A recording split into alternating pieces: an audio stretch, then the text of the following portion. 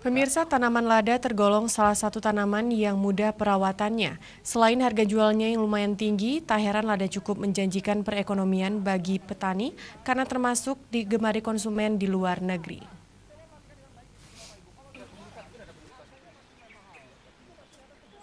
Lada bahan rempah-rempah yang tumbuh subur di Aceh secara iklim dan geografi sangat cocok dikembangkan di seluruh Aceh.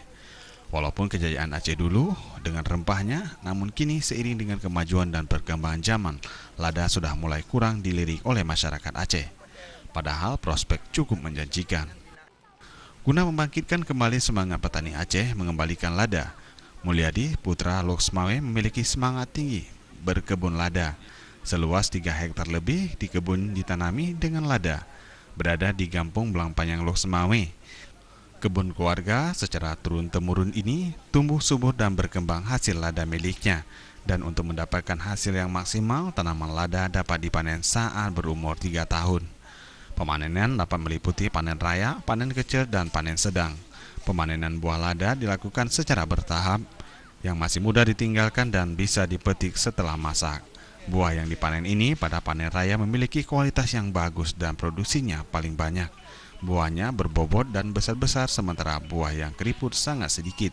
Setiap pohon dapat mencapai 4 kg lebih. Masyarakat Aceh itu sudah membudaya lada Aceh kita. Jadi sehingga kita ingin memperkenalkan kembali di mata internasional bahwasanya Aceh juga penghasil lada terbesar. Untuk varietas apa yang kita tanam? Varietas yang sama kita ini kita masih dari turun-temurun dengan kita lestarikan itu dari kita belum ada varietasnya dan ini kita anggap varietas lokal. Lada yang dimanfaatkan sebagai bahan campuran obat-obatan diproses secara modern maupun tradisional. Melihat perkembangan hampir setiap tahun lada mengalami kenaikan harga sesuai dengan kurs dolar yang berlaku. Pasar potensial lada hitam dan lada putih bukan hanya di dalam negeri saja.